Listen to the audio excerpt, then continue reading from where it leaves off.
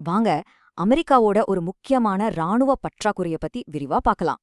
இந்த கதை தென்கொரியா உக்ரைன் கிட்ட அமெரிக்கா வச்ச ஒரு அவசர கோரிக்கையிலிருந்து தொடங்குது. அவங்க கேக்குறது வெறும் உதிரி பாகங்கள் இல்ல, முழுமையான அதிநவீன வான் பாதுகாப்பு அமைப்புகள்.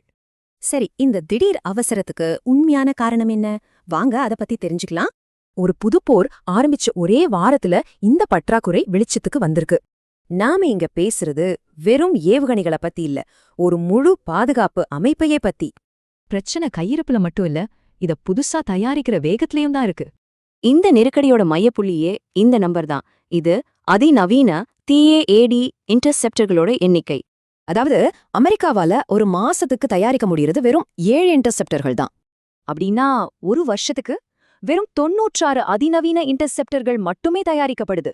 இவ்ளோ மெதுவா தயாரிச்சா ஒரு நீண்ட போருக்கு இது மிகப்பெரிய பலவீனமா மாறிடும். இது ஒரு பெரிய பொருளாதார சிக்கலையும் கொண்டு வருது. அது என்னன்னு பார்க்கலாம். இந்த 3-1 பாதுகாப்பு முறை ரொம்ப சக்தி வாய்ந்ததுதான், ஆனா அதுக்கு கொடுக்கற விலை ரொம்ப அதிகம். ஐக்கிய அரபு அமீரகத்துல நடந்த ஒரு சம்பவம் இந்த பொருளாதார சிக்கலை தெளிவா காட்டுது. இதுல பாருங்க, தாக்குதலை விட பாதுகாப்புக்கு பல மடங்கு அதிக செலவாகுது. இதுதான் பெரிய பிரச்சனை.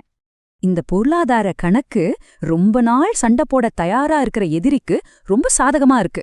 முக்கியமான விஷயம் என்னன்னா, இத மத்த உலக நாடுகளும் உன்னிப்பா கவனிச்சிட்டு இருக்கு.